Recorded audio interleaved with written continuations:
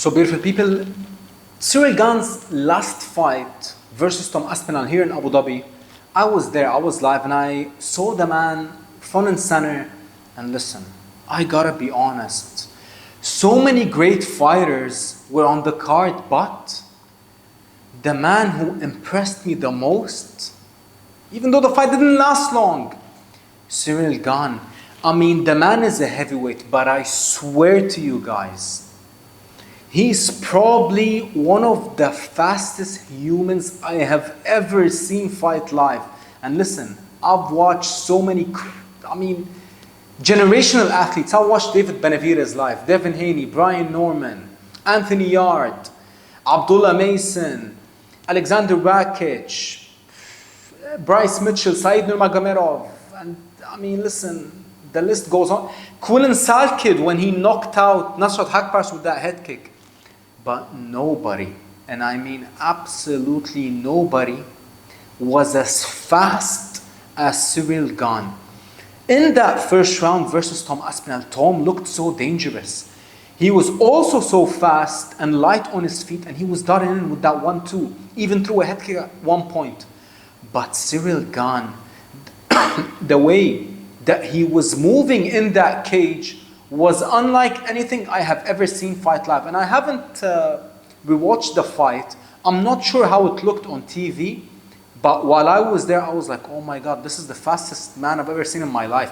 I mean, his jab, if you blink, you'll miss it. That's how fast Ciryl Gane is. And let's not talk about his footwork. I mean, he was dancing in that cage.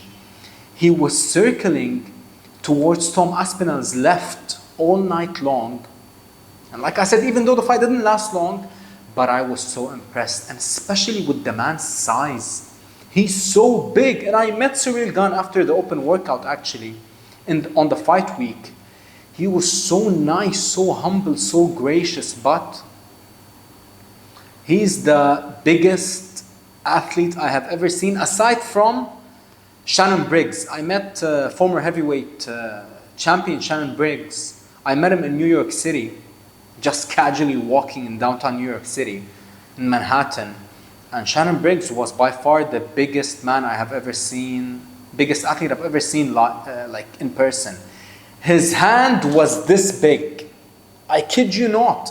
His head was this big. I mean, his fist, when we took a picture, he put up his fist, and my goodness. Shannon Briggs is a different, that's why he took so much punishment from Klitschko and he never went down. You know, he's definitely a different type of breed. If I'm not mistaken, he did fight Klitschko, yeah? He did fight, Vitaly Klitschko. The reason why he took all those shots is because his head is this big and his neck this big. But you know who's also almost just as big? Ciryl Gane, 6'4", 6'5", 260 pounds of pure muscle. The man did not have an ounce of fat on him. And he did look also sharp and fast in the open workout, but he looked faster live. He looked faster with the small gloves. And this is one thing that concerns me regarding this Alex Pereira fight. Listen, we all love Alex Pereira. How can you not love Alex Pereira? The power of Shama changed the entire sport. He's so likable, and he is a true inspiration for all the up-and-coming fighters, especially from Brazil. But I'm not gonna lie. I fear for Alex Pereira in this matchup. I believe that Tom Aspinall is a better matchup for Pereira. I believe that Ngannou is a better matchup for Pereira. But Ciryl Gane, he's going to be moving all night long.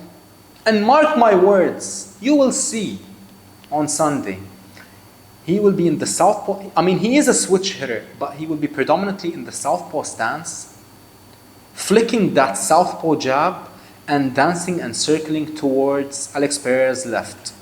Now, I am picking Alex Pereira to win this fight, but I would be lying to you if I said that I'm not scared for Alex in this matchup.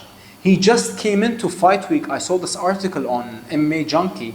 His coach just reported that Alex Pereira entered fight week at 258 pounds, just as heavy as Ciryl Gane. And they just dropped a video of him hitting the pads. He looked so slow. My goodness. I mean, his feet were stuck in sand. And one thing came to my mind when I saw that video of him hitting pads. I was like, you know what? He's going to need Ciryl Gane to stand and plant his feet in order for Alex to land a power shot. But as long as Ciryl is moving on the back foot, and even he might press Pereira at times, don't be surprised. But as long as Ciryl is light on his feet, it will be very hard for Alex to catch him. Unless he goes to the body and then goes to the head. Goes to the calf and then goes to the head.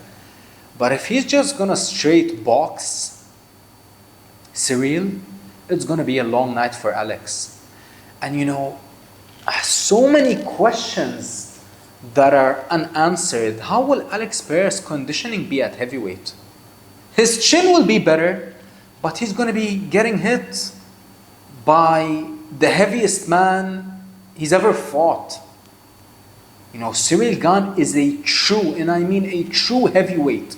260 pounds shredded. You're not talking about a 260-pound Derek Lewis, you know, sloppy, fat. Ciryl Gane is a true athlete. Put Ciryl Gane in any sport and give him enough time, he will shine. And he even started training mixed martial arts very late, in his 20s. He started Muay Thai. But I don't know, you know, this fight concerns me. The moment this fight got announced, I was like, you know what, Alex Pereira is going to knock him out. But as this fight is approaching, I'm fearful for Alex. And I want Alex to win, and I'm picking Alex to win. But and even the humidity and the hot weather, the fight will be outside. So who's to say that Alex won't gas even earlier? But I don't know. I mean, Alex trains 24/7. He is a true martial artist. So I doubt that his conditioning will be bad, but it's the speed. Because like I said, Ciryl Gane is the fastest fighter I've ever seen live, without a question. He's faster than all the bantamweights and featherweights I watched live. And he is powerful. And his jab was doing damage to Tom Aspinall. And yes, he did poke Tom. But I don't really believe that, you know, Ciryl is a true dirty fighter. I don't believe he's poking guys intentionally. I just believe that he's used to opening his hand whenever someone gets close. But this is a tough fight. Now, how can Alex Pereira actually stop this man from all the moving? I don't believe that he's going to have an easy time in the first round. If anything, he needs to invest in the calf kicks. He got to slow Ciryl down. And Ciryl is vulnerable to calf kicks. You know, Alex Pereira can definitely do damage. But Alex Pereira's, you know, he did impress me in his last fight versus Ankalaev. Ankalaev is a southpaw, and Alex was able to destroy his lead leg with 2 calf kicks. But Alex definitely has an easier time with landing the calf kick clean without telegraphing it when he's fighting an orthodox fighter. But when he's fighting a southpaw fighter, he always had problems with southpaws. But he got the heart of a lion, and he's so skilled and he's so powerful that he ends up beating the southpaws, like we saw he did with Jamal Hill. Destroyed Jamal Hill. But I believe Jamal Hill is levels below Ciryl Gane. And you know, Ciryl Gane, who's to say that he's not going to shoot in this fight? Try to drain Alex Pereira, put him up against the fence, stall, try to take him down, move a lot. There are many ways for Ciryl Gane to zap Alex Pereira's power and energy, but there's something extra special about Alex Pereira. You know, the man never gives up. He's always hunting for the finish. He's always hunting you down. He's always cutting off the cage. But this is definitely, without a question, a tough fight for Alex. And Ciryl Gane, another thing that concerns me, how will Alex Pereira take the power of the heavyweights? Ciryl Gane is not the heaviest puncher in the heavyweight division, but he can definitely punch, let me tell you. All fighters, when you get hit on the right spot, you will go down, but especially when you talk about heavyweights. And that is why the heavyweight division is the most exciting division in the world. That is why the heavyweights get paid the most in general. So, I am still picking Alex Pereira, but the man gotta be sharp. The man gotta be quick when it comes to pulling the trigger. Because if he's gonna fight in the same way that I saw him hitting the pads, Gane will beat him. Gane will beat him without a question. Alex Pereira looked so slow, so stiff, so sloppy. He was even missing shots on the mitts. I believe that Alex Pereira's best weight class is light heavyweight, especially when he has a full camp to cut the weight. Let's not forget his first fight at 205 short notice versus Jan, his second-year fight short notice also, and even his fight versus Roundtree. It was a very quick turnaround for him. I don't believe that he had, but the second Ankalaev fight, you can tell that the man had a lot of time to manage the weight and cut it properly. And Alex Pereira might be at his best at heavyweight, but not at 260, maybe at 230. But jumping from 205 to 258 is absolutely insane. But if there is anyone who can do it, it's Alex Pereira. And if he manages to pull this off, I believe you can definitely make the case that he is the greatest fighter we have ever seen in the UFC.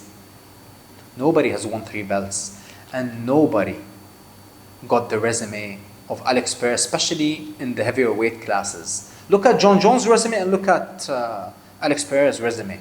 You can't compare both resumes. All fighters that John Jones beat and fought, either they were way below his level, like Shogun, Anthony Smith, even Dominic Reyes. He lost to Dominic Reyes. I don't care what anybody tells me. I don't care what any John Jones fan thinks when it comes to that Dominic Reyes fight. He lost that fight. No question about it. But let's see what happens. It's such a tough ask. But if anyone, and I mean anyone, if there's anyone who can do this, Shama, Alex Pereira.